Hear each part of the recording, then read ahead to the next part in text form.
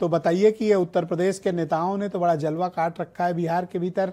क्या फीडबैक आपको इनकी रैलियों से मिल रहे हैं, इनकी रैलियों में आने वाली भीड़, इसकी वजह, और दूसरा बिहार ने पहले चरण का वोट डाल दिया है, क्या तय किया है बिहार के लोगों ने अपने लिए?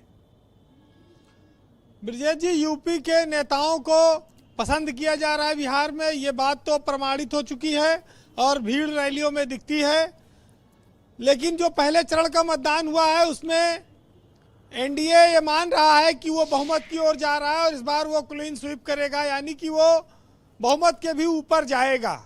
और पहला चरण वो अपना मान के चल रहा है और 100 सीटों का वो दावा कर रहा है।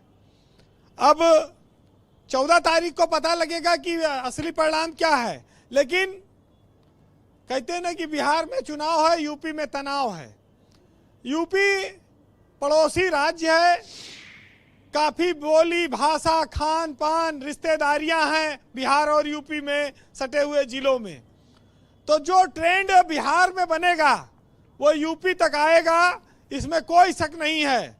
तो ये राज्यों, बिहार का रुझान उत्तर प्रदेश के दो भविष्य के चुनाव के लिए एक रोड मैप दिखाएगा, एक तस्वीर दिखाएगा कि वहाँ क्या होने वाला है यूपी में आगे।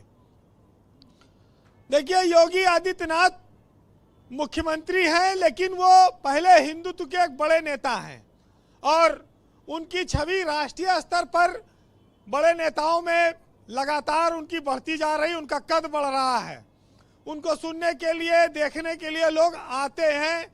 यूपी के बाहर ज़्यादा भीड़ जा रही है, तो ये साफ है कि वो राष्ट्रीय फलक पर उनकी बहुत मजबूत पकड़ है। बीजेपी उनकी अधिक से अधिक सभाएं लगा रही है इसी भीड़ को देखकर।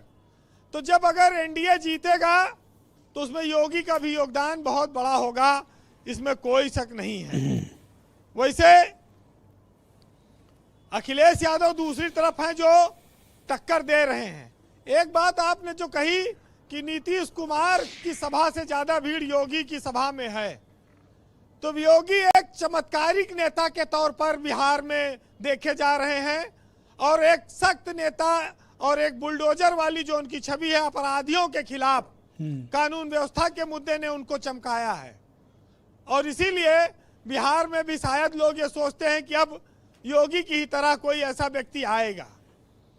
हालांकि नीतीश कुमार 20 साल से मुख्यमंत्री हैं, अगर वो फिर बनने का मौका पाएंगे तो फिर बनेंगे। देखिए, नीतीश कुमार अच्छे नेता, मुझे कोई इसमें दो राय नहीं, लेकिन जो मजा चाहिए ना बिहार के लोगों को वो योगी स्टाइल वाला चाहिए, इसलिए ज्यादा भीड़ आ रही है।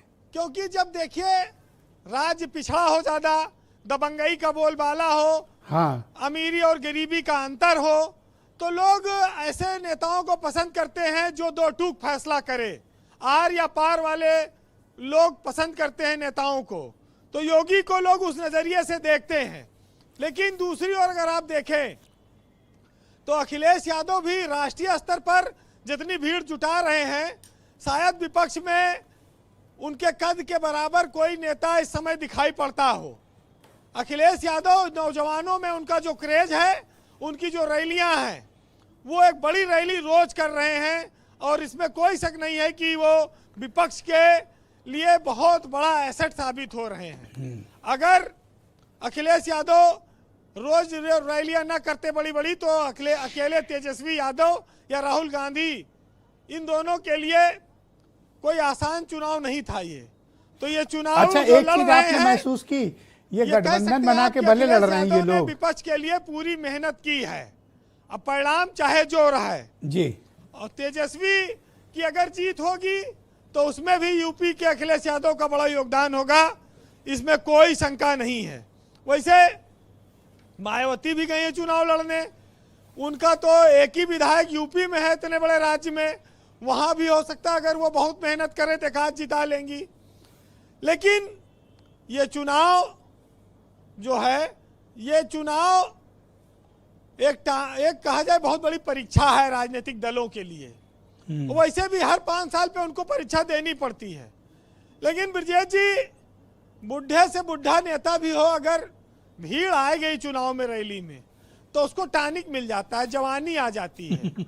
तो नीतीश कुमार को देखो, लोग कह रहे थे कि उनकी याददाश्त खराब है, तबीयत सुधर नहीं रही है, आजकल वो भी दौड़ रहे हैं टॉनिक पीकर।